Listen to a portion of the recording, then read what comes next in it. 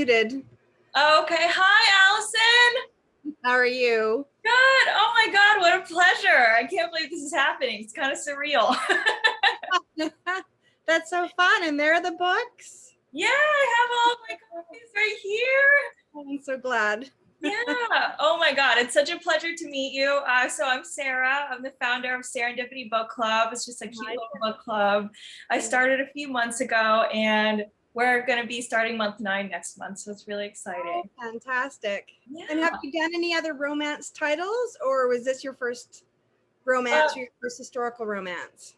Well, we've done Safe Haven by Nicholas Sparks. So I think that's the closest thing. Everyone kind of really seems to be into mystery and stuff. So that's kind of what we've been gearing towards a little bit. But I love romance. So yeah, I'm just going to try and adjust my light a bit here.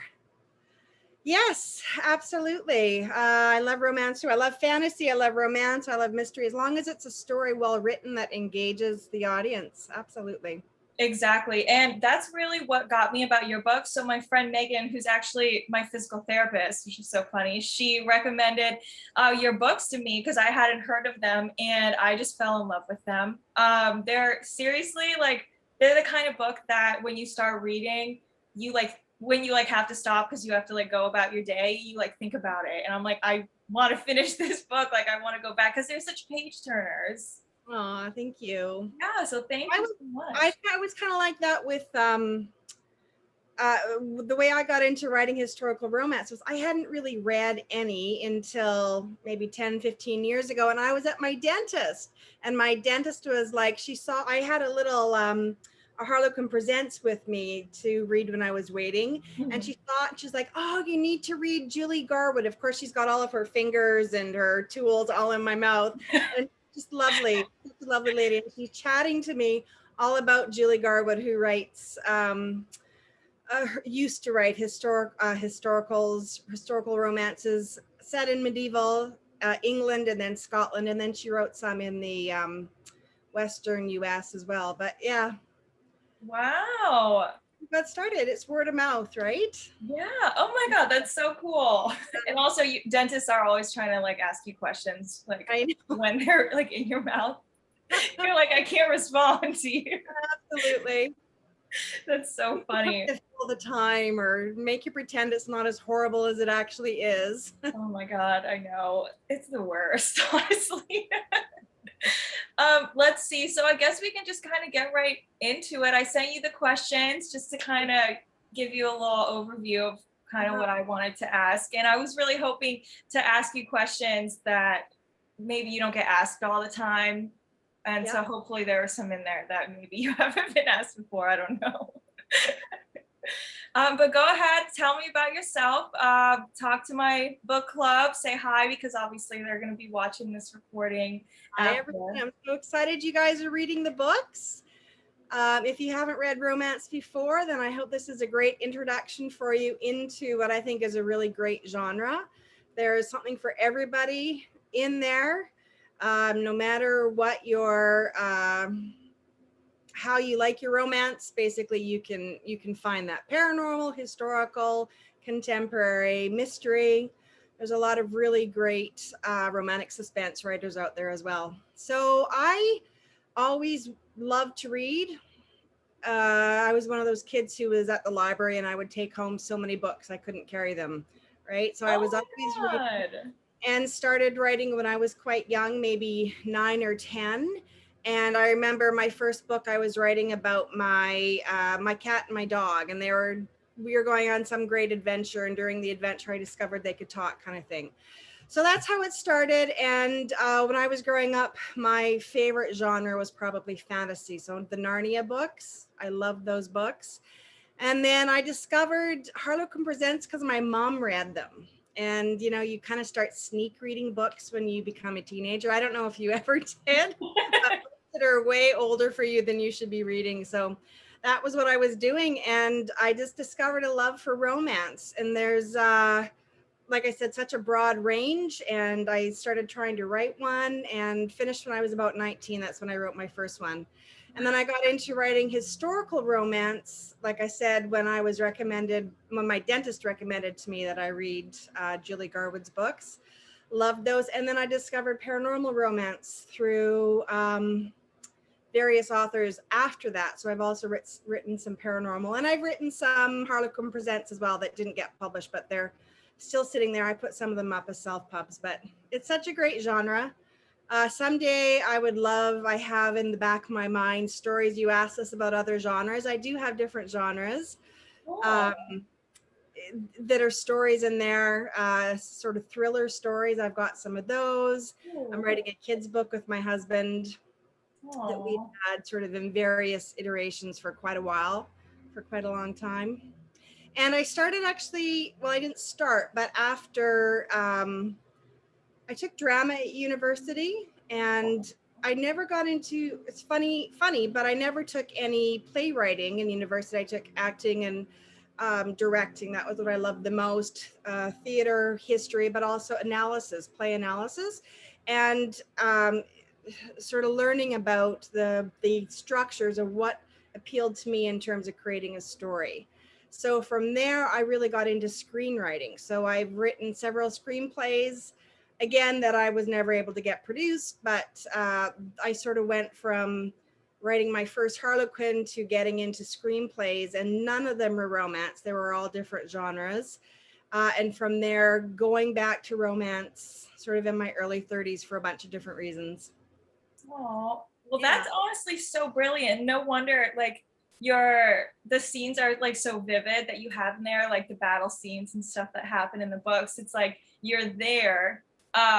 So that is so cool. I never really thought about that, like the way that you could actually like study it instead of just like reading about it. You're actually like just a part of like drama and a part of well, that. you're doing that right when you read a book. So if you took any English classes, you're not just reading the book in a class, you're dissecting it, right? Same thing with screenplays or with theater. When I was in university, we were looking at themes, or we were looking at the 3-act structure, because most theater is still in the 3-act structure. And I don't know if you know that term or not, but it's quite common, especially for threes, right? You usually got 3 acts, especially for plays, you've got 3 acts. Okay, no, I don't know. All stories, it's just beginning, middle, and end. Okay. And as you're moving through a story, there's certain turning points that would turn you some sort of action point that takes you from act 1, which is more setting up the story, and then there's a pivotal scene or something that happens, we call it a turning point, and that shifts you into act 2, and act 2 is much more maybe forward motion. So in, for example, Highland Thief, so act 1 would be, we're learning about Isabel, we're learning about Kerr, we're seeing their relationship, how it has been currently, and we're sensing their conflict. And then the turning point for that is when Isabel pulls her trick on him, which he figures out, and she gets on the boat and he kidnaps her and he takes her across the loch. And so that's now shifted the story into another direction. So we call those turning points. Okay. Not that you wanted all that detail, but no, that's great. You know, that kind of reminds me of, so what I do with my book club is I just take books, because this book club is just for like people who don't really read that much, or like are working and like want to read more but like don't really get time to. So I just take any book and I just divide it into 4, and so it's usually about like 100 pages a week, you know, ish, something like that. And so we have a meeting every Monday, and then it's funny because it's like every week we kind of talk about what we just read. And so like you were talking about with the 3 like sections, this is kind of with 4 sections, and we kind of talk about it because it's like, okay, this first week we're kind of like getting to know people. Now it's like the second week, it's like, all right, like things are kind of happening. And then the third week, it's like, it's going down. And then the fourth week is like the conclusion, you know, it's like the buildup, and you can see it going throughout the book. Well, and there's something also called a midpoint turning point, and that's in the middle of the second act. So a lot of people think of it as being 4 acts. You've got your first act, like you're describing, where you get to know each other. Second act, things are starting to get going. Then something happens, usually midpoint in the story, that just shoots it up 100%. So in Highland Thief, that's when they're at the cabin and they get attacked by the villain and they have to go on the run. And so the action spikes at that point. If you're not writing and reading an action, it could be the love story. Something has happened at that point that it's made it. It's I think of it as fun and games, like the first half, the second act, kind of fun and games, and then it's just the stakes have been raised for the second. After that turning point, whatever's happened has raised the stakes again. So it's exactly what you're talking about. When you're dividing it into four, you're kind of dividing it into those four main sections that, as a writer, I'm thinking about. Anyways, I'm sure not every writer is, but I do.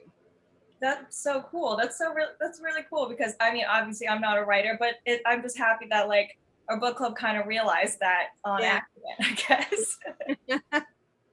Let's find with romance that the midpoint might be where the couple makes love for the first time, and so that ups the stakes emotionally if it's not an action book. So something's happened there, and then when the turning point, there's something that they call the black moment that happens in almost all stories, or sometimes it's called well, I call it the black moment, but it's where something happens that is just, it's so heartbreaking, or so all is lost moment. It can be that moment as well. And you'll see that in almost every well-written TV show or movie. You'll see those same beats that are necessary for really good, I shouldn't say they're necessary for good stories, but instinctively writers are writing to those points, I think. Yeah, because it's like, it can't be just great the entire time, because like you have to have that moment to then see the couple work through it, to then appreciate what they have, and then it ends up better on the other side. But we're always like, oh, I don't want to go through it, because then also like it comes into question, like, are they gonna last? Is this gonna be a happy ending? Are they gonna end up being together and stuff? So have you actually considered writing a book without having it a happy ending? Well, romance in particular, it's not a romance if you don't have a happy ending. And that's just the conventions of the genre, is that you have to have what they call an HEA at the end, or a happily ever after, in order for it to be considered a romance. Now there's love stories, which are different, and that is you just mentioned him, the one you read that was Nicholas Sparks. Nicholas Sparks. So there's some people say that he writes romance. He's very, I think, I could be wrong, I think he's quite definitive that he writes love stories. So yes, he's writing a love story, but technically they're just genre conventions. They're not romance, because he doesn't usually have the happily ever after at the end. Yeah, his books are soul crushing. Yes, yes, absolutely. Some people don't. Have you read The Choice by him? I haven't. No? Okay. Well, if you want a good cry, definitely read it. It's heartbreaking, but so good also, But I do love that. That is really good to know. But my friends and I, we love a good happy ending. Just knowing it's going to end well, it just like makes your heart happy. Up, right? You just like, oh yeah. You like close the book. You're like, okay, all is well. Yes. So what is your favorite book, or one of them? Because it's a hard. Well, I have lots that I love. I would probably say the one I always go back to is a book from my childhood, and that's Anne of Green Gables. Oh, okay. Yeah. So I have it. I haven't read it though, but I do have it. Well, I was little when I read it, and Lucy Maud Montgomery, Ellen Montgomery, she's Canadian, and they're set in Prince Edward Island. And so it's kind of like a rite of passage, I guess, as especially as Canadian, not that I read these stories, but I don't know, I was probably 11 or something like that. And they're a series. They just start with Anne of Green Gables. I probably always, if I have to say an absolute favorite, it's probably those books, for sentimental reasons as well. I mentioned Julie Garwood, her historicals. I'm trying to think of how to say this. The conventions are different because they were written in the 1990s, most of them, I think, maybe some late 80s, but most of her historical. She still writes, but I don't think she writes in that genre anymore.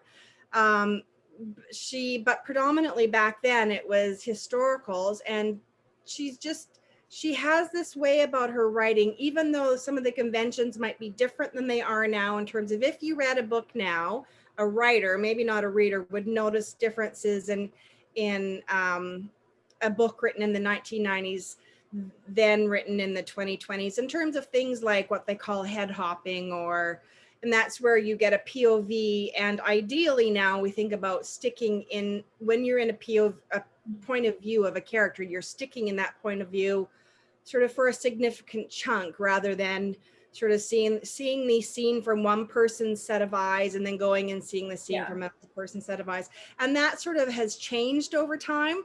So somebody might find that difficult just because they're older styles. But other than that, like, I find as a reader, I just lose myself in her books, and they're funny and they're touching, and she has this banter and these characters that are so full of life. And she often has the grumpy heroes and the female characters who kind of,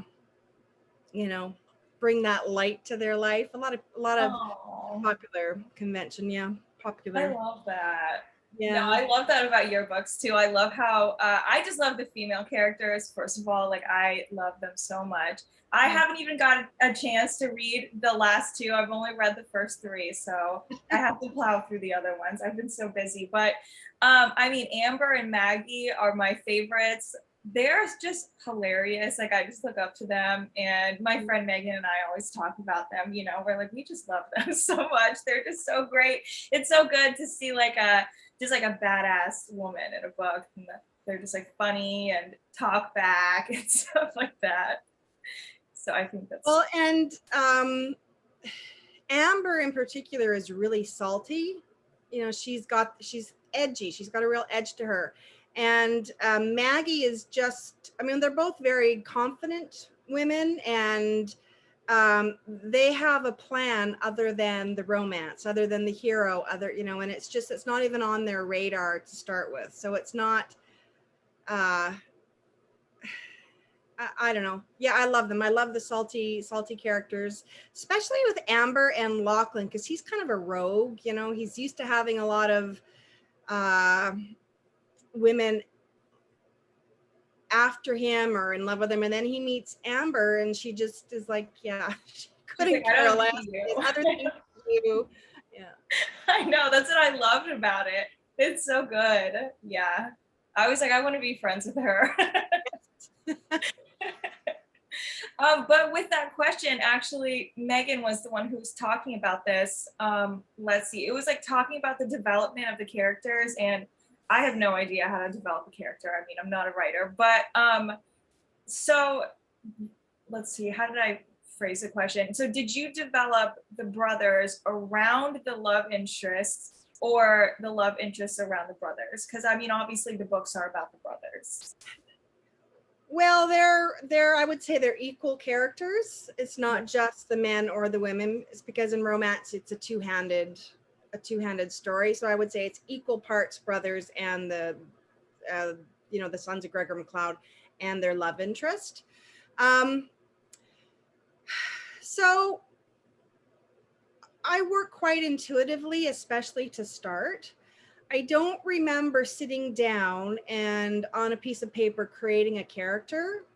They appear in my head, they appear in my thoughts, so when I'm writing a story, I do a lot of work ahead of time because I am a plotter, and I do outline my books ahead of time. Not a lot of wonderful authors don't do that. They have completely different processes.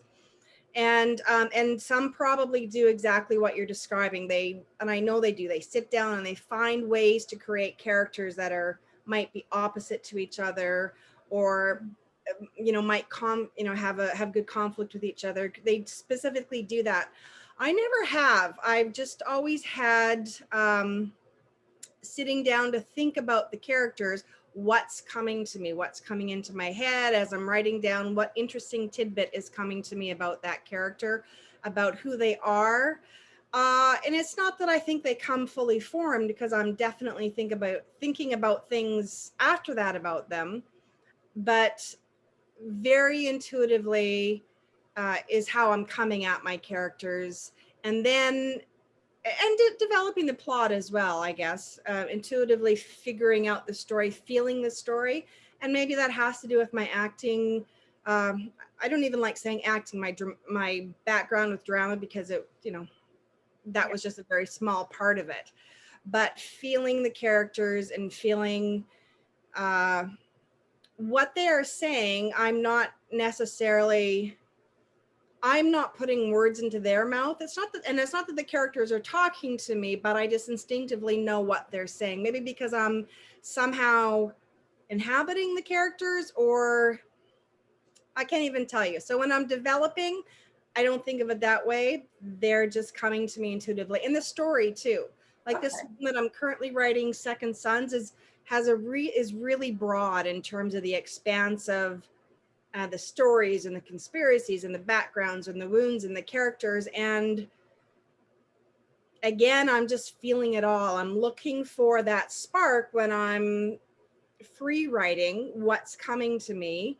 And I do a lot of it when I'm lying in bed. So I may be lying in bed at night, and I may get up 4 times to go to my computer and make notes, because things are just coming into my head. Wow. So it's just second nature. I feel like you're just like, you're like in the world, like you're like in this world. And so you just like, this would just naturally progress to this, because it's just so natural to you. Yes. And a lot of people would then say that it sounds like, because they have in the writing world, they define them as writers who are plotters versus pantsters. Pantsters meaning that you write by the seat of your pants. And I do not write by the seat of my pants. I love creating my plot graphs and then my outlines and having a sense of certainty where the story is going beforehand. But I do all that intuitive stuff beforehand. Like that is intuitively coming to me and I'm figuring it out. So maybe I'm pantsing in the beginning to create a plot. I just think people are doing it differently. Whereas some people just honestly, and they can be great writers too. They just sit down and they put their fingers on the keyboard. They have a nugget of an idea and they start going, and that's how they're discovering their stories. They're just writing it. I've had some writers that I love, and I'll be like, they've got to be a plotter. It's just such a complex story. Yeah. And then I'll see an interview with them and they're pantsters. And I'm like, oh my gosh, that's so amazing that they can just write it and figure it out as they're writing and go back and forth and do it. And it may mean that at the end of their story, they have to go back 5 times or, do all these rewrites. But that if that's their process, it's, at the end of the day, what are they getting out of it? And if it's a great story, it doesn't matter, whatever works for you in terms of how you things out. It's just brilliant. Like to write a book is so crazy, because I can sit here and like judge a book left and right, just by reading it and saying like, oh, it was this, it was that. But for me to actually sit down to like go through the entire process of developing a character and actually making you feel like you're in this location, like you reading these books in like a Scottish accent is the craziest thing for me. I have never read a book like that. And so like that is just brilliant. So like what made you decide to do that? Like is it just natural to you? Because that's no, but I mean, if I'm writing a story in Scotland, I need to. It'd be like reading Hogwarts, right? And having Hagrid did you read Harry Potter growing up at all? No, I read the first one, but a long time ago. It's staring at me on my bookshelf too. So I'm older than I wasn't a kid when Harry Potter came out, but like I said, when I was a kid, that was my favorite genre. And so I've read all those books, and I really love the creativity of what she's created, J.K. Rowling.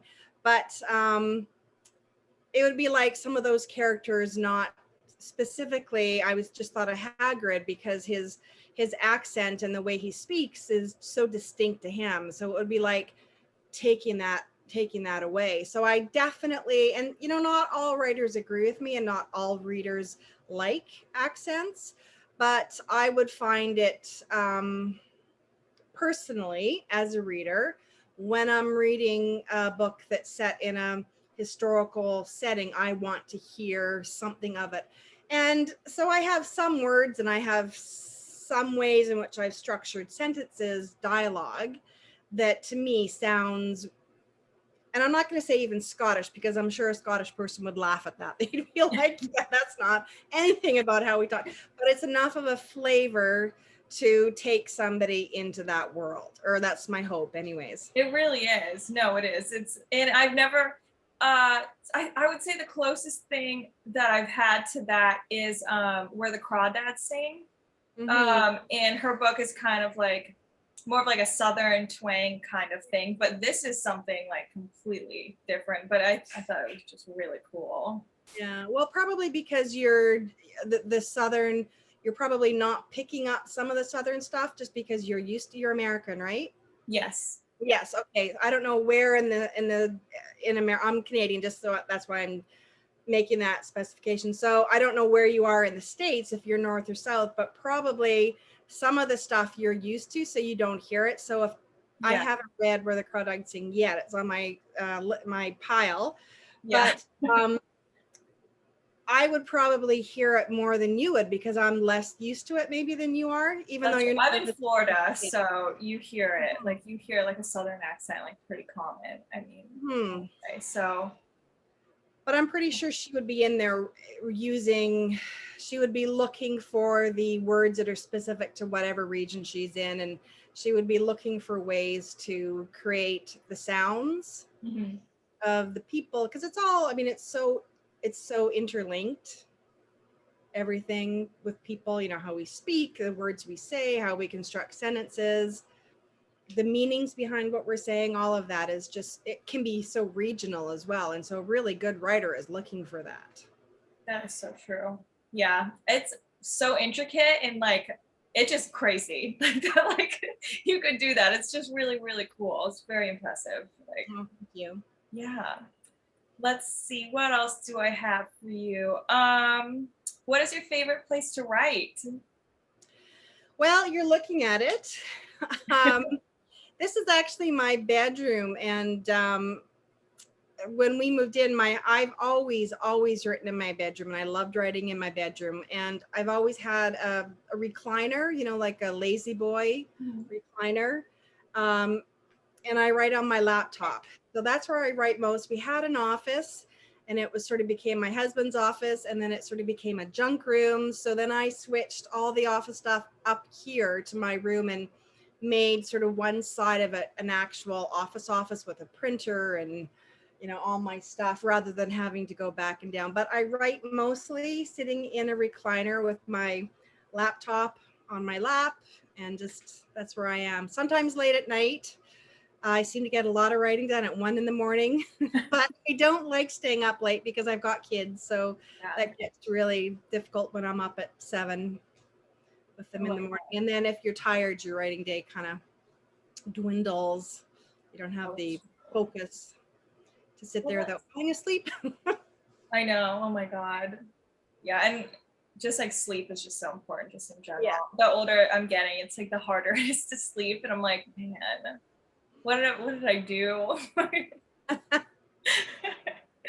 No, that's so cute. That I love that, because I feel like your bedroom is just such like a comfortable spot. It's like so homey, and so that makes sense, especially since these books are kind of like, I just feel like you're like there, like you're in it, like you're in that world, and so your bedroom is like a part of your world too. So it's just like comfortable for you to just come up with stuff. Actually, that's true. I never thought of it that way, but yeah, I've always had something in my bedroom. So that must be an area that's kind of a cave for me, where I feel my creative juices. I love it. Let's see. What was your favorite scene to write in all 5 books? That's a very crazy question. Highland Promise. So that was the very first book. And so Caitlin to me is a really, really funny character. And she's not like Maggie. She's not a badass. She's not salty like Amber. She is the complete opposite to Derek, in that he's the grump, that's you know, such a trope. He's the grumpy laird.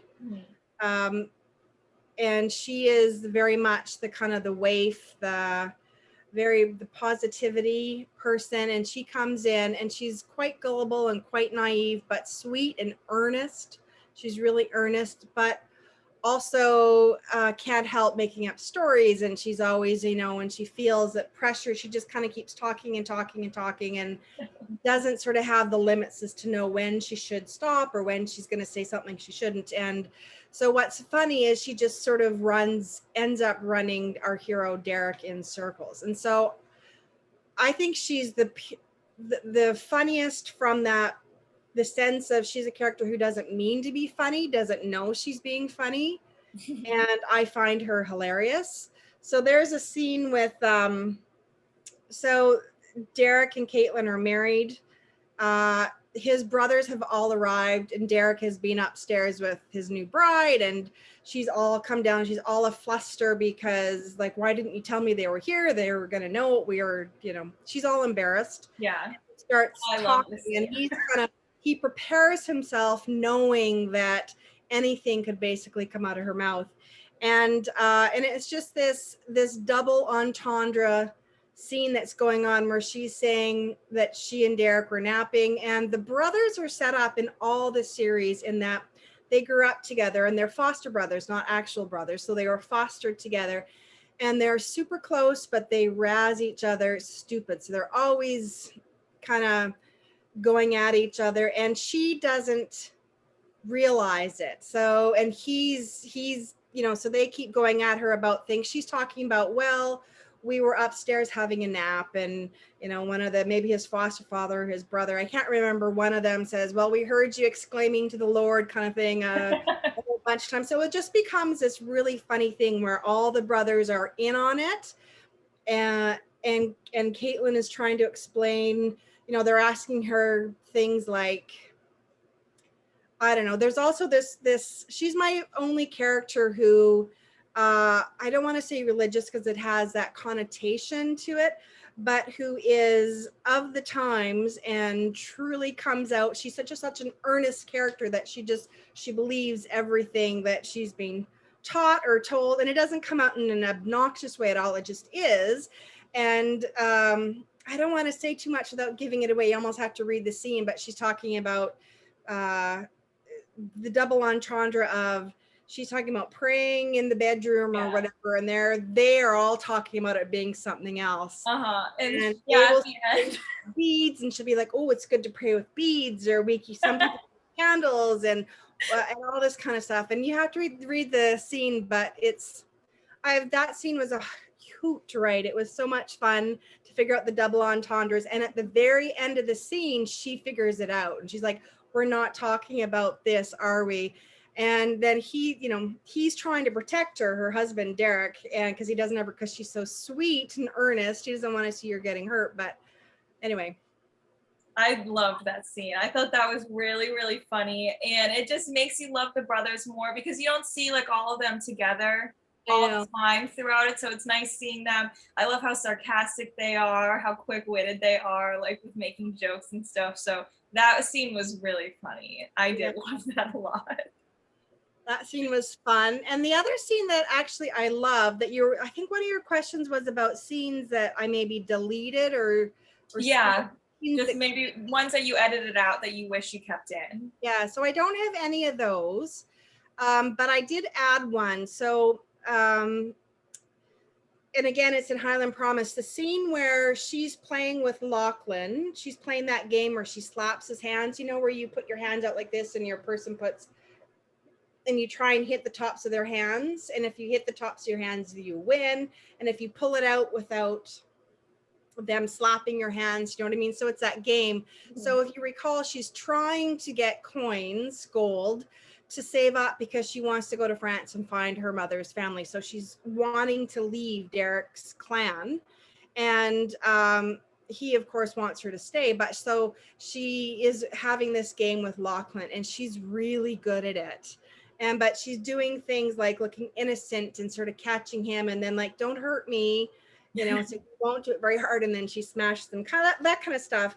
And so that was one that I put in. That was in a revision when I was trying to make her more proactive. I didn't want everything just happening to her. So I'm always trying to make my female characters be doing something to pushing themselves forward, even though she is taken in the end. And even though there's a helplessness about her situation, that she's trying to be forward looking and proactive in terms of her situation. Yeah. No, that's so cute. I'm so happy to know that, because I love both of those things that you were talking about. So that is really great, just to kind of get to know the characters more and get to know you more. I love that. Let's see, what else do I have for you? Oh yeah, so just you address feminism in multiple of the books by how you build the women characters. Have you considered writing a book about involving all the wives coming together to rescue their husbands? Laugh when I read that. So I have not considered that. In book 4, Highland Captive, my heroine Deirdre she's different again from Maggie and Amber. I know you. So she's not that character. She's a character who I describe as a mouse, and she has to become the lion to protect her son and then to protect her loved ones and everyone around her. So she's someone who was not treated well as a child growing up by her family, and then married off very young, and then just forgotten by her husband. And then she's given a son to take care of, and her husband says, "This is my love child, take care of my love child." And she does, and finally has somebody to love who loves her back. And she hasn't had that. It's not that she was with her husband that he was mean. He wasn't. He was just I don't want to give too much away, but he forgot about her. He leaves a lot, or he's not emotionally engaged at all, but he's not a mean man. So it's not a physically abusive relationship, but it's just, she's very lonely, and she finally has somebody to love, and she's been sort of beaten down a lot over her childhood, not physically, but emotionally. And so she has to learn to stand up for herself. And a lot of that story is her learning to find her strength, learning to become the lion. And she is the one at the very end. She saves not just her husband, because she marries the laird who kidnaps her, Gavin, one of the brothers. Mm-hmm. So she saves him, but she basically saves the entire clan. So she is the one doing the saving, and she's had to get there from being, like I said, a mouse to a lion. That's how I would describe it. That's what she becomes. Okay. Oh, I love that. I can't wait to read about it, because you like are hinting about Gavin and Gavin's son and the first book. So I'm really excited to actually see what happens with him. And this is the first one where Gavin is, after his son being taken for so many years, I think it's 2.5 years, and he loses himself a little bit over that time, which is completely understandable. He doesn't sleep, he doesn't eat, or very little, and he loses he becomes very rough around the edges, and he loses a lot of kindness and patience, and he doesn't have that ability to he's lost grace, I guess, and the good grace of him being a better person. He's being boiled down to just the bare bones. He can't handle anymore, but he gets his son, and you think that would open everything up, and it does. It starts to, but he's still so angry, and he still wants vengeance, I guess. And Deirdre, he doesn't just take his son back, he takes her as well, because his son Ewan, of course, loves Deirdre now as his mother, and she loves Ewan as her son, and they don't want to be separated, and his son is holding on really tightly to her, and so he takes her. And is the first third probably is him trying to separate them, and he's still edgy, he's still doesn't treat her very well. And so this is the first one where that happens. And then his turning point for that comes, and we're talking about turning points, about a third of the way through, where he realizes that you know, she's actually the one who has saved his son, and then she ends up in the story being the one who saves him emotionally as well. You know what I love about that too is kind of like, so like you see in like just the first 3 books that I've read, like the big development of the women characters and them overcoming stuff and like all of it happening. And so you kind of just assume that, you know, the 5 sons are just good guys, and you just know that just from reading them. And so you just assume they're going to do the right thing the whole time. And they do have some changing points in their personalities, like in terms of a relationship, because a lot of them didn't want to be married before and stuff like that. But that's really cool that Gavin, you see an actual like turning point with him instead of it just being a female character that's changing, because no, they're not like not all 5 guys are just perfect. They actually have to go through something. So that's really cool. Well, and I had already established Gavin from book 1 as being that way, and I didn't have necessarily a conscious thought about setting that up for his book, but it was, again, just how would this person who's been on the edge for 2.5 years, barely eating, sleeping, who's had the worst thing happen that you could possibly have happen. I can't imagine anything worse than that, than my child being taken, and it's the not knowing. And so who is he going to be at that point? I mean, Yeah. of course, and he's not going to trust women anymore because of what happened with his previous wife too. So obviously he's going to have some hate towards Deirdre. So it makes sense. Yeah. Yeah. Absolutely. Yeah. Wow. I love it. It's so good.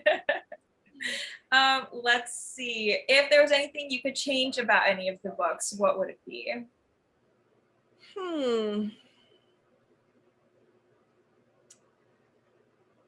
There was, I mean, I've got some criticism on some of the books, as everybody does. Everybody's got an opinion, and I would say some of it. There was talk about, one person said a really good comment. I wish that there was more of Maggie's backstory in Highland Betrayal. How did she learn how to be an expert marks person? How did she learn how to shoot her arrows and her daggers? And we really didn't see that. It's more, and that would have, I'm like, oh, that would have been interesting, a scene where she talks more about that, because it's in there, but that would have been interesting maybe to develop that a tiny little bit. I thought that was a really good point. Maybe some more epilogues, because I think people get to the end of the series or end of a story, and there's an epilogue in the very last book in the series, but it would have been nice for people to have that again, that moment after that epilogue. That's true. So maybe that. There's some in Highland Promise. I probably would have made some changes in there. It was my first book. So I probably, not the first book I'd written, the first of the series, but also the first published book. And I remember some stuff where I was like, should I or shouldn't I put it in there? And then thinking, well, my editor, because it's the first time I had an editor, she'll let me know. She'll have an opinion. And I remember there was no mention of the stuff I was worried about. And then going back to her and being like, are you sure? And it was some sexy stuff, I think. And she was like, it's romance. And I was like, okay. And sometimes I look back now and there's a little bit of times where I wished I hadn't put that, or I wished and of course you always cannot pick up a book and not want to change some sentences or want to, I should have taken that word out or this word out. Mm-hmm. In terms of story structure, no. I'm happy with all of that. I'm happy with all of the characters and who they were. Yeah, but that was probably the biggest thing was I wish that I had put something about Maggie's, how she grew up.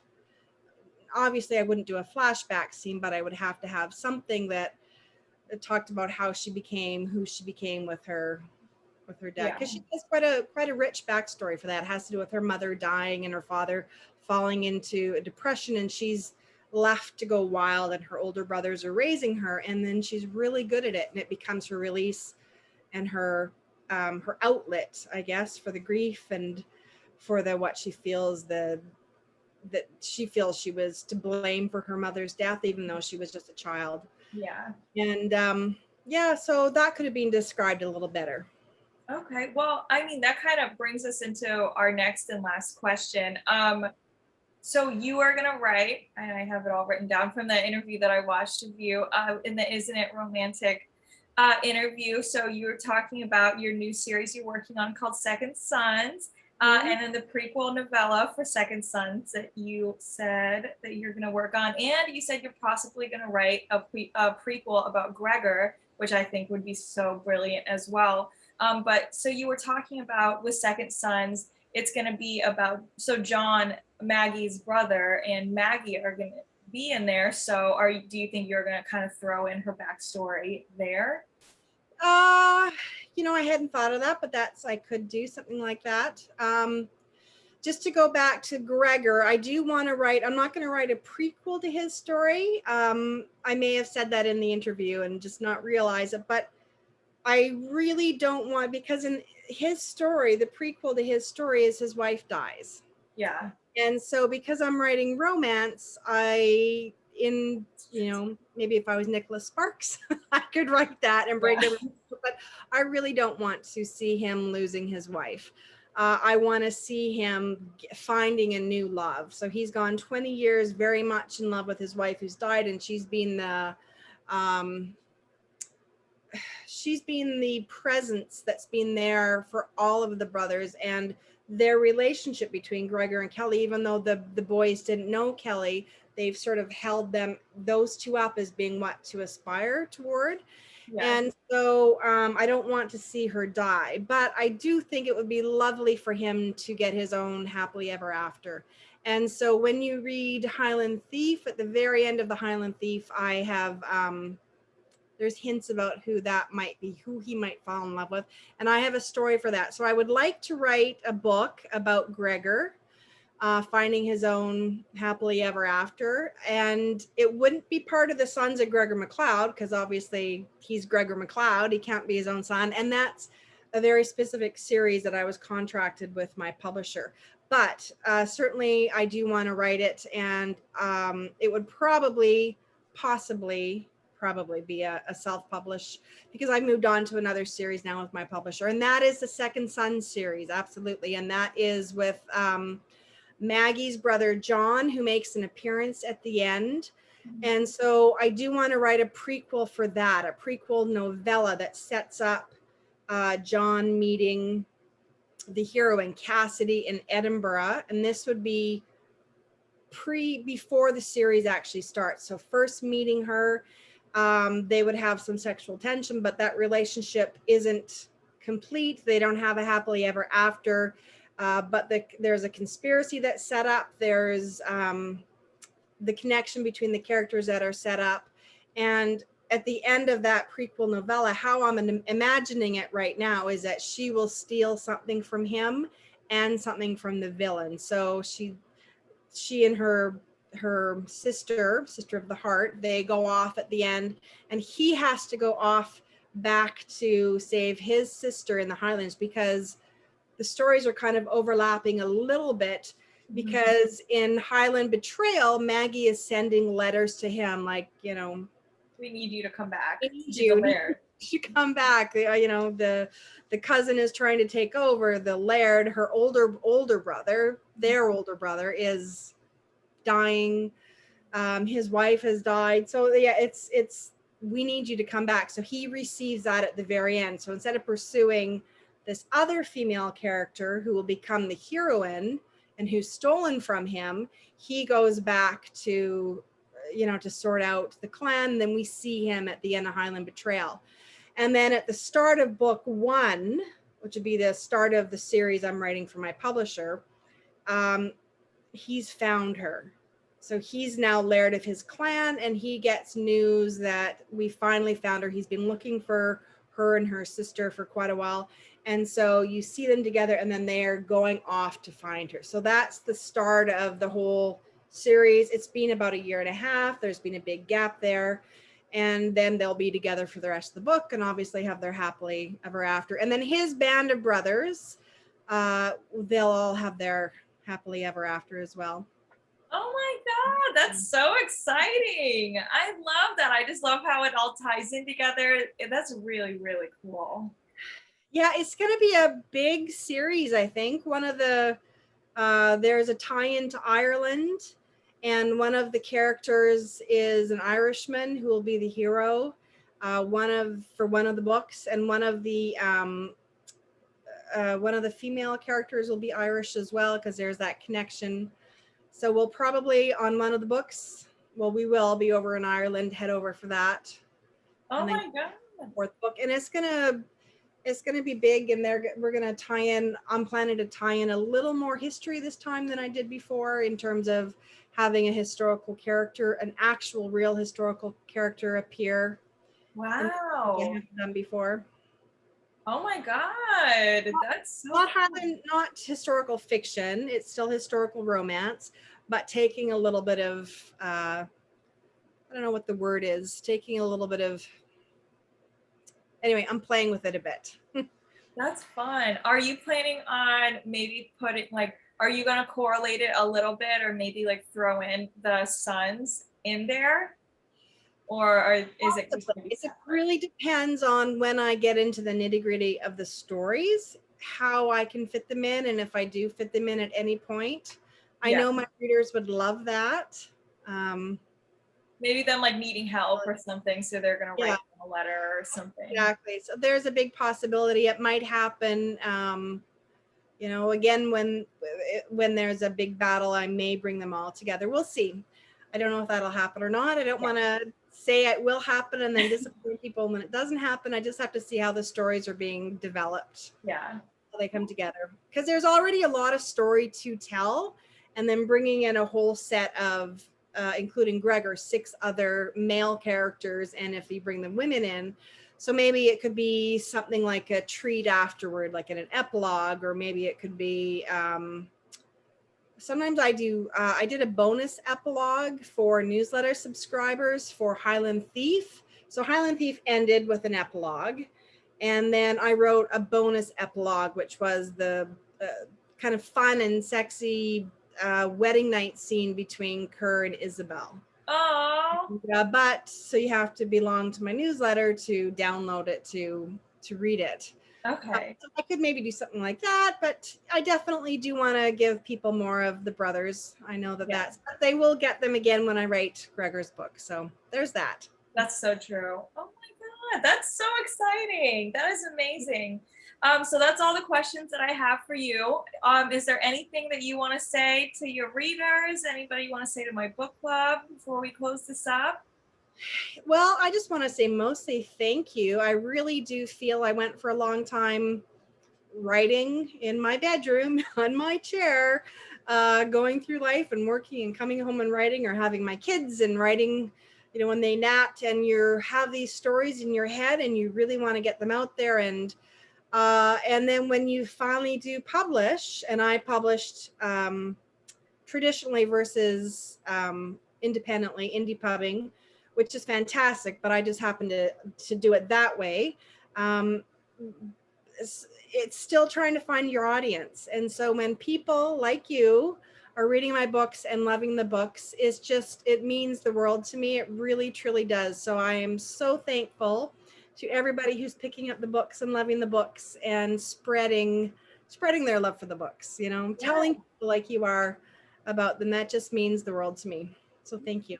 Oh, well, thank you so much. Thank you for taking your time out. This was so wonderful getting to know you, and I can't wait to follow your path and just see everything else that you're going to come out with. So I'm really excited, and I'm excited to finish this freaking series that I need to finish, Yeah, well, thank you so much. You have a wonderful rest of your evening, and I will hopefully talk to you soon. All right. Thanks, Sarah. Of course. Bye.